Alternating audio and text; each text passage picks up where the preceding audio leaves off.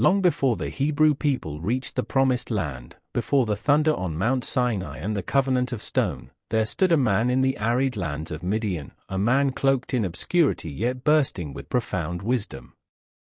His name was Jethro, a priest, a father, a shepherd of souls, and a mentor to one of history's greatest prophets, Moses. While his story is often overshadowed by grander events, Jethro's wisdom left an imprint so deep that it forever changed the leadership structure of a nation. Jethro, also known as Royal, was the priest of Midian. The Midianites were descendants of Abraham through Keturah, his wife after Sarah's death. Thus, Jethro belonged to a people who had some ancestral understanding of the God of Abraham, even though they did not dwell among the Israelites. He was a man of honor, discipline, and deep spiritual insight. He lived in a time when tribal chieftains served as both spiritual and civil leaders. As a priest of Midian, Jethro was likely respected by many, serving not just his family but also his region. Moses' journey to Jethro began not in glory but in exile. After slaying an Egyptian in defense of a fellow Hebrew, Moses fled for his life. He arrived in Midian, a weary fugitive who had lost his position, identity, and perhaps his hope. At a well, he defended the daughters of Jethro from aggressive shepherds, a brave act that caught the attention of the household.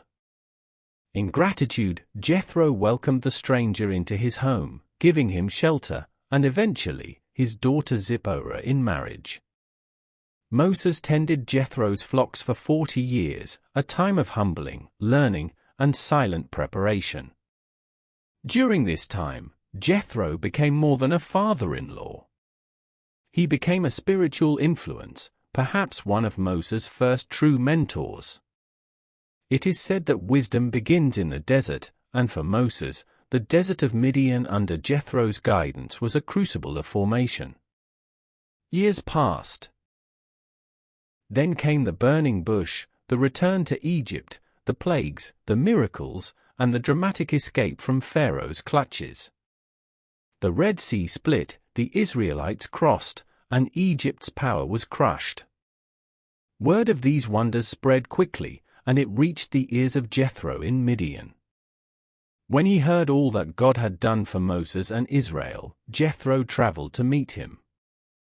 He brought along Moses' wife Zipporah and his 2 sons, Gershom and Eleazar. This reunion was not merely a family affair, it was a divine convergence. Moses recounted the deliverance, the miracles, the trials. Jethro listened intently. Then, in a moment that displays the humility and spiritual insight of the man, Jethro praised the God of Israel. He offered a sacrifice and broke bread with Aaron and the elders. This gesture revealed something profound. Jethro, though a priest of another land, recognized and honored the God of Israel. He became a bridge between peoples.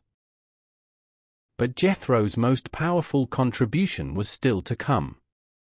The next day, he observed Moses in action. From morning till evening, Moses stood alone, judging disputes, hearing complaints, and making decisions for thousands of Israelites. Jethro saw this and quietly spoke to Moses, explaining that this system would wear him out and was unsustainable. These words were not a rebuke of Moses' heart, but of his method. Jethro had seen systems. He had seen leadership fail under the weight of burnout. He recognized that the entire nation would suffer if Moses continued to carry the burden alone. With calm clarity, he laid out a model of delegation. He advised Moses to teach the people the laws and show them the way to live and the duties they must perform. He urged him to appoint capable men, God-fearing, trustworthy, and honorable, to serve as officials over groups of thousands, hundreds, 50s, and 10s. They would handle the simple cases, while Moses would attend to the most difficult ones. In this, Jethro revealed an understanding not only of governance but of human limitations. He saw that leadership must be shared if it is to be sustained. And Moses listened. He adopted the plan. This moment marked a structural turning point. It introduced tiered leadership, a judicial model that would inspire governance in ancient Israel and later civilizations. Jethro wasn't just helping his son-in-law, he was shaping the infrastructure of a nation. The Bible doesn't tell us every detail about Jethro's past. But we can infer several key qualities that defined his wisdom. He was spiritually open, acknowledging and worshipping the true God without pride or resistance. He had observational discernment, noticing inefficiencies without rushing to criticize. He gave counsel with compassion, his advice coming not from superiority but from care and insight. He understood human nature, recognizing the limits of one man and the need for shared responsibility. Jethro was not a man of many miracles, but he was a man of wisdom, and that made all the difference. After giving his counsel, Jethro returned to his own land. He did not stay to claim credit. He was content knowing that he had done his part in God's unfolding plan. Later, Moses invited Jethro's descendants, the Kenites, to journey with Israel. His wisdom and character lived on through them. They remained faithful to God and even helped Israel during the conquest of Canaan.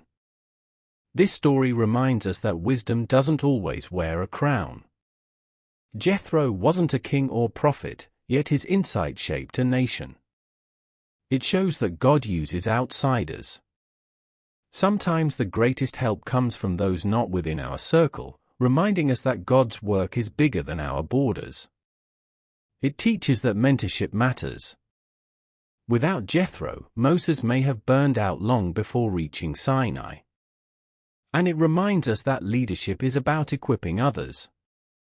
True leadership creates more leaders. In a world captivated by the thunder of miracles and battles, Jethro was a quiet titan. He spoke when needed, advised with precision, and vanished without fanfare.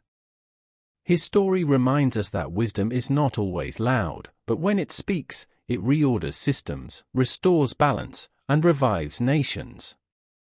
And in the tapestry of the Bible, woven with prophets and kings, priests and warriors, there stands a priest from Midian, unheralded, yet unforgettable. That was Jethro, a man whose wisdom changed everything.